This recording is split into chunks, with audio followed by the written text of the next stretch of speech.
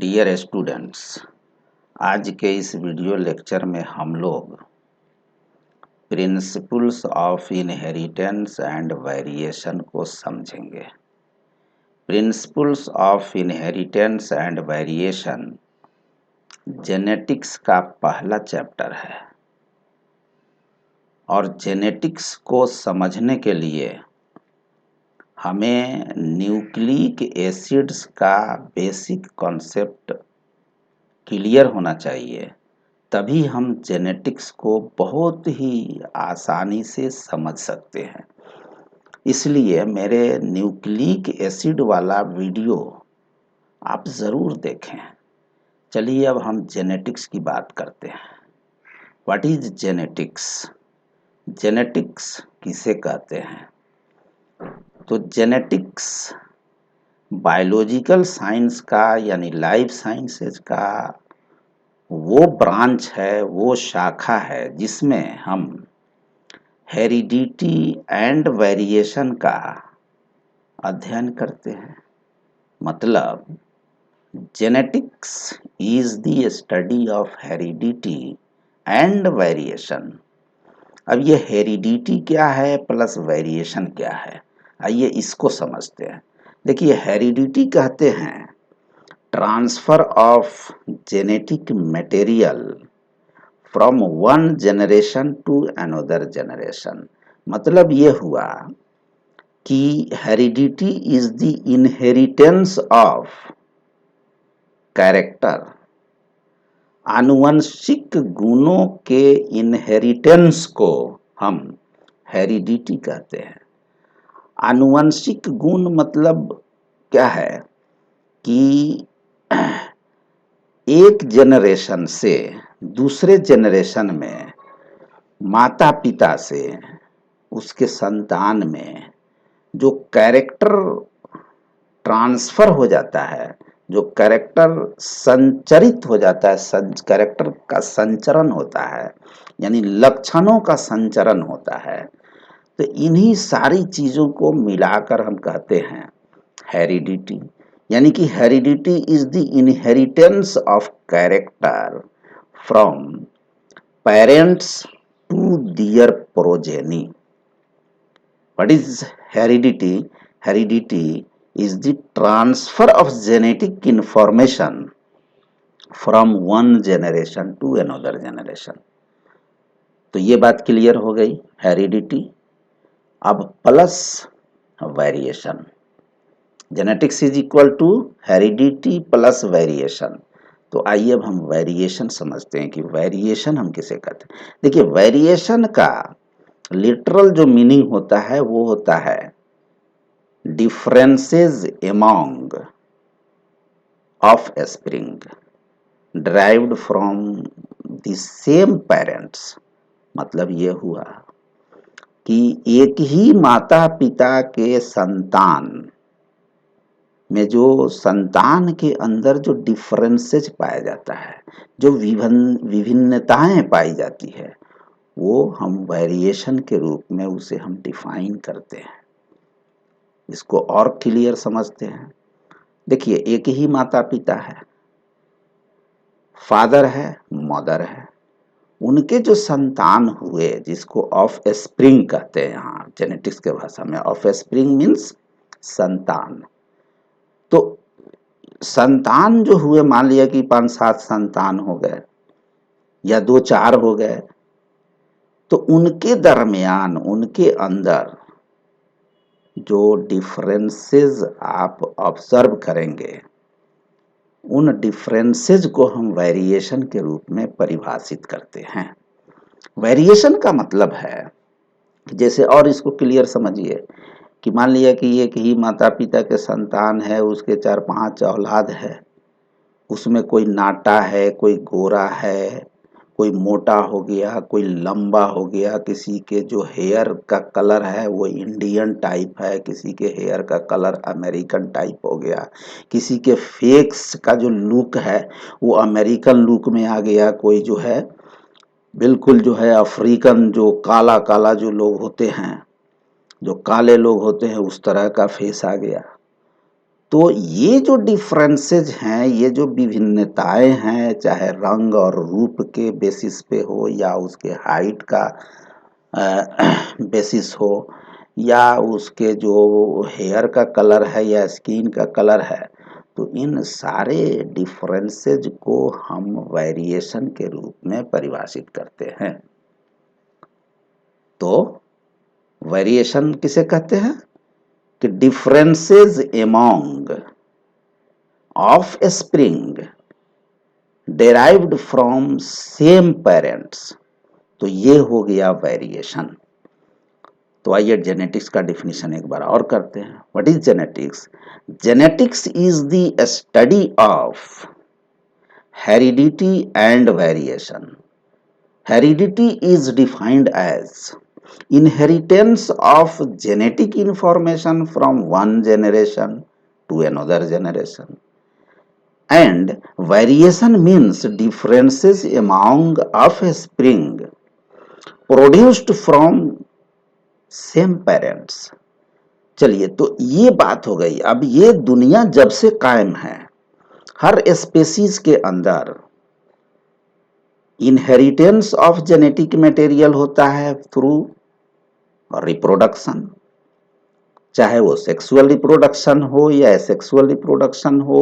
दोनों रिप्रोडक्शन जो है उसमें होता क्या है कि लक्षणों का संचरण होता है, आनुवंशिक लक्षणों का संचरण होता है पेरेंट से उसके ऑफ स्प्रिंग में।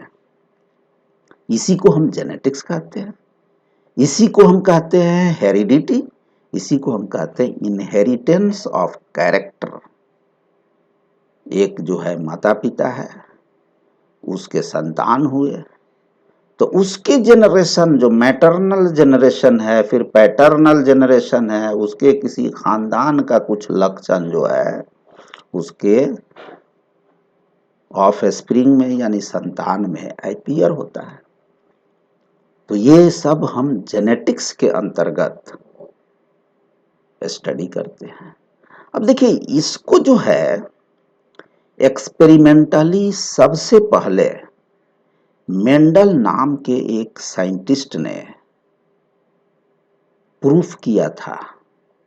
एक्सपेरिमेंटल एविडेंस के बेसिस पर उन्होंने साबित कर दिया कि हाँ, जेनेटिक इंफॉर्मेशन का ट्रांसफर पेरेंट से ऑफ स्प्रिंग में होता है और ये नियम के मुताबिक होता है।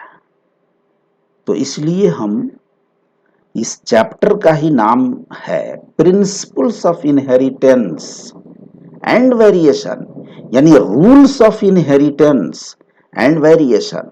What are rules and regulations behind inheritance of genetic information, transfer of genetic information, इसका रूल्स एंड रेगुलेशन क्या है, किस नियम के आधार पर यह ट्रांसफर होता है माता पिता के लक्षण उसके प्रोजेनी के अंदर, उसके संतान के अंदर, उसके ऑफ स्प्रिंग के अंदर। तो मेंडल ने सबसे पहले एक्सपेरिमेंटल एविडेंस के बेसिस पर इस चीज को साइंटिफिकली वैज्ञानिक तरीके से साबित कर दिया। इसीलिए उनके नोबेल वर्क के वजह से मेंडल को हम कहते हैं फादर ऑफ जेनेटिक्स।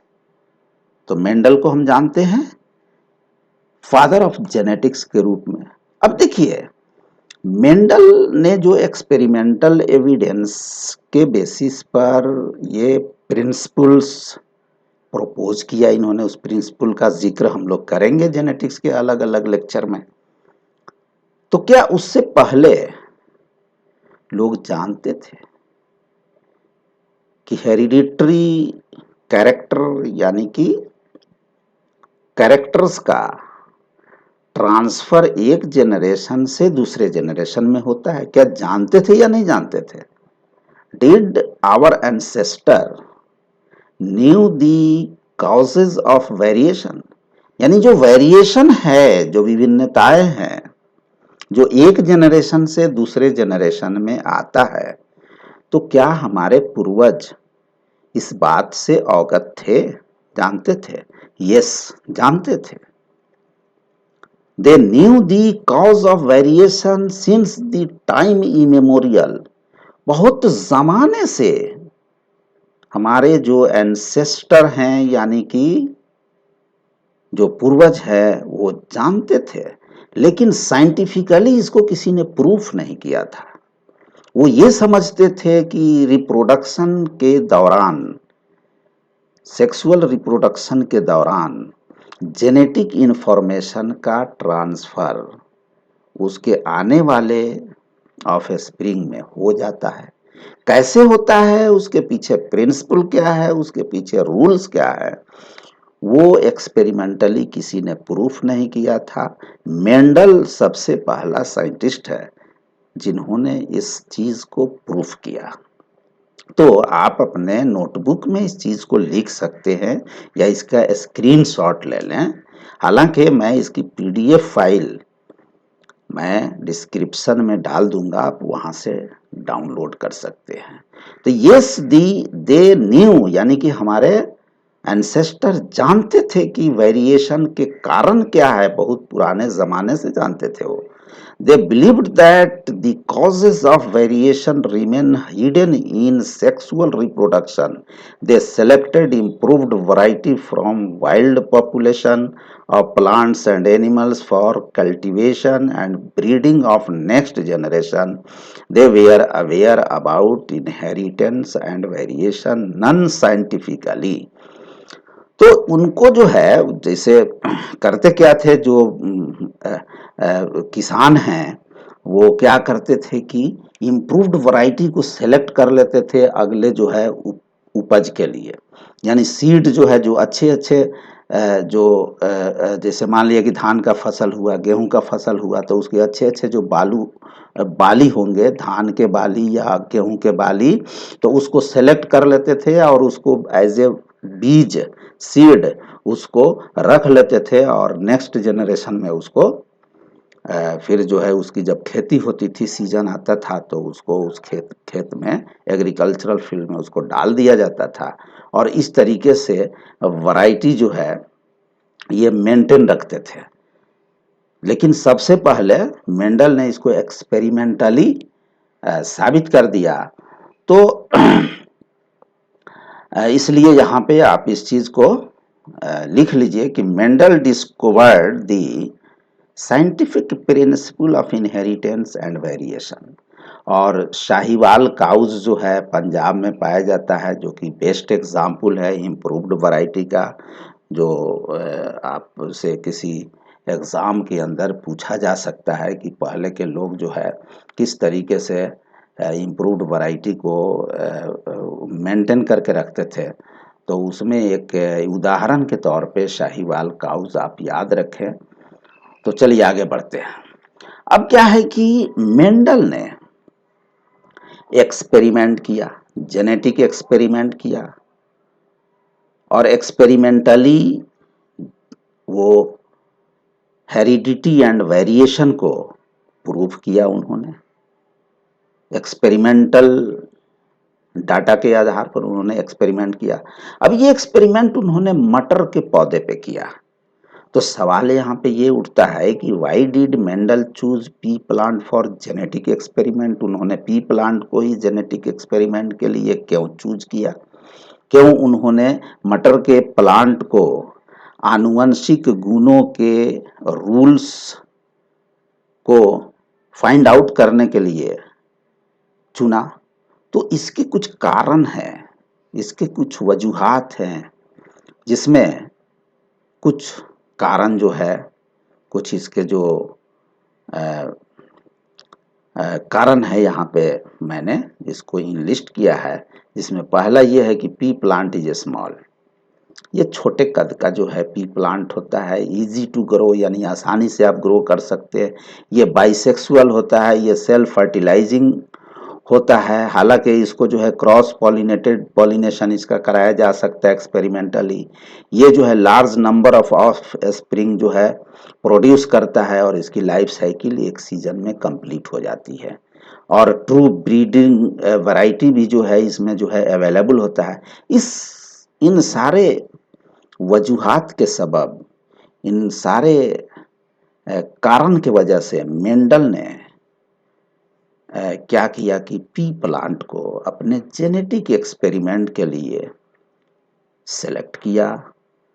चलिए अब जो है इन्होंने क्या किया, दूसरा काम कि 7 कंट्रास्टिंग कैरेक्टर को इन्होंने आइडेंटिफाई किया। 7 contrasting character were identified by Mendel before conducting genetic experiment on pea plant. ये 7 जो है कंट्रास्टिंग कैरेक्टर कौन कौन से हैं? तो पहला है स्टेम हाइट। इसमें मटर के प्लांट में टॉल प्लांट और ड्वार्फ प्लांट दोनों पाए जाते हैं, इसलिए कि एक हाइट को उन्होंने कैरेक्टर लिया। दूसरा फ्लावर का कलर है, वायलेट कलर के फ्लावर भी होते हैं, वाइट कलर के भी होते हैं। तीसरा जो है फ्लावर पोजीशन है, एक्सियल पोजीशन पे भी फ्लावर पाया जाता है, टर्मिनल पोजीशन पे भी पाया जाता है। पॉड शेप है, इन्फ्लेटेड पॉड भी होता है, कंस्ट्रिक्टेड भी होता है। उसके बाद पॉड कलर है, ग्रीन कलर के भी पॉड होते हैं, येलो कलर के भी होते हैं। सीड का भी शेप जो है रिंकिल्ड होता है, राउंड सीड भी पाए जाते हैं। सीड का कलर जो है येलो और ग्रीन दोनों पाए जाते हैं। तो ये 7 जो है कंट्रास्टिंग कैरेक्टर यानी कि अपोजिट कैरेक्टर मटर के अंदर पाया जाता है। इन्हीं वजूहात के सबब उन्होंने मेंडल ने मटर के प्लांट को सेलेक्ट किया इन्होंने। अब देखिए इत्तेफाक से मटर में 7 पेयर ऑफ क्रोमोसोम पाए जाते हैं, यानी टोटल नंबर ऑफ 14 क्रोमोसोम पाए जाते हैं। आप जानते हैं कि आनुवंशिक गुणों का जो वेहिकल होता है, आनुवंशिक गुण जिसमें संचित रहता है, आनुवंशिक गुण जिसमें स्टोर रहता है, यानी कि जेनेटिक इंफॉर्मेशन जिस चीज में स्टोर रहता है वो है क्रोमोसोम। न्यूक्लियस में क्रोमोसोम होता है, यानी गुणसूत्र होते हैं, और उस गुणसूत्र में डीएनए होता है, आरएनए होता है। डीएनए जो है as a genetic material proof किया गया है, हम नेक्स्ट क्लास में बताएंगे कि डीएनए कैसे जो है जेनेटिक मटेरियल है।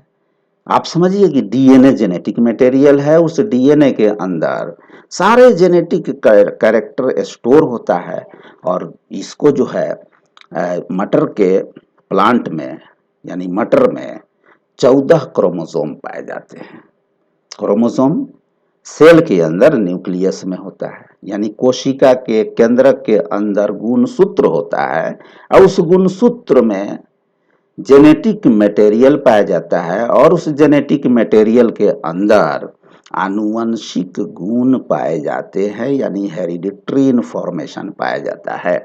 मटर के प्लांट में 14 क्रोमोसोम होता है। हर स्पेसीज में नंबर ऑफ क्रोमोसोम फिक्स होता है, जैसे ह्यूमन के केस में 46 नंबर ऑफ क्रोमोसोम होता है, यानी 23 पेयर्स ऑफ क्रोमोसोम होते हैं। और एक क्रोमोसोम दूसरे क्रोमोसोम के साथ मिल के रहता है, जिसको हम होमोलोगस क्रोमोसोम कहते हैं।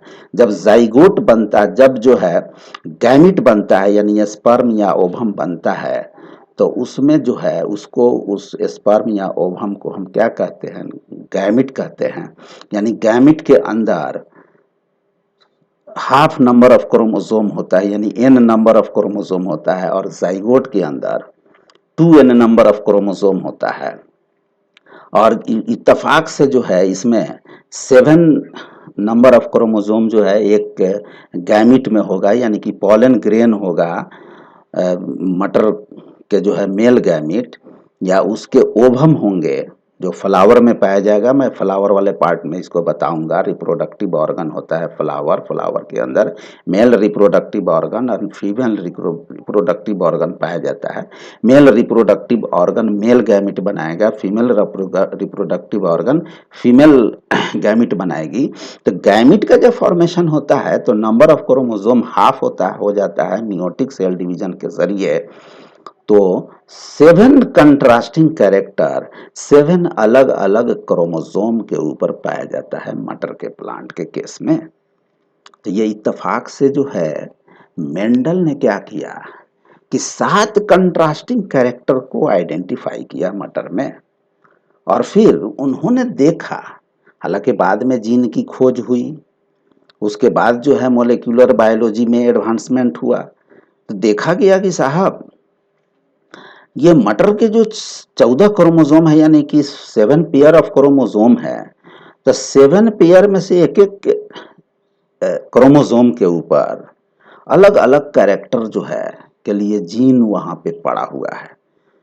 तो मेंडल का जो एक्सपेरिमेंट है, इन्हीं सारी वजूहात के वजह से एक्सपेरिमेंट इनका काफ़ी सक्सेसफुल रहा, और इस एक्सपेरिमेंट के बेसिस पे मेंडल ने कुछ प्रिंसिपल्स उन्होंने प्रपोज किया, और प्रिंसिपल पूरे दुनिया के सामने उन्होंने रखी, जिसको हालांकि उनके जीवन काल में तो मेंडल का नाम रोशन नहीं हुआ, उनके प्रिंसिपल्स को एडॉप्ट नहीं किया गया, साइंटिफिक कम्युनिटी उनके जीवन काल में उनके प्रिंसिपल्स जो है मशहूर नहीं हुए, लेकिन बाद में लगभग बहुत सालों के बाद 1900 में समझिए 1900 ईस्वी में मेंडल के वर्क को कई साइंटिस्ट ने फिर से दोबारा रिसर्च करके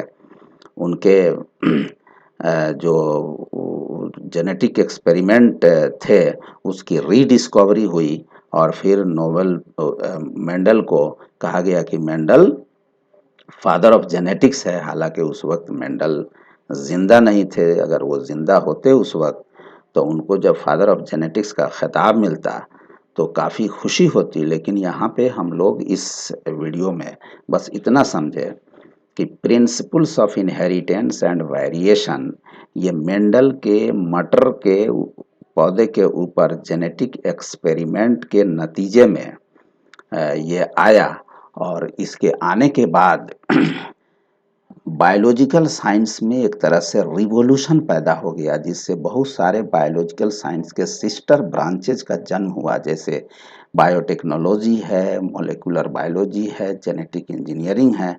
ये सारे के सारे धीरे धीरे अगले 50 साल 100 साल में उन सारी सिस्टर ब्रांच का मॉडर्न बायोलॉजी के जो ये हॉट ब्रांचेज है उसका जन्म हुआ।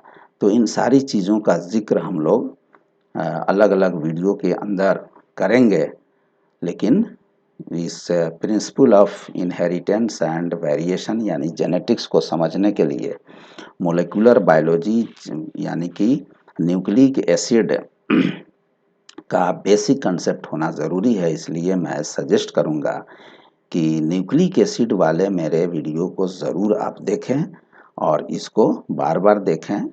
इसकी जो पीडीएफ फाइल है मैं अटैच कर दे रहा हूँ इस वीडियो के साथ, आप वहाँ से डाउनलोड कर लें, उसको पढ़ें, इस वीडियो को देखें। इस तरीके से आपका CUET, CBSE, नीट या किसी तरह का भी एग्ज़ाम आप अगर देने जा रहे हैं तो उसकी तैयारी हो जाएगी। Thanks for watching.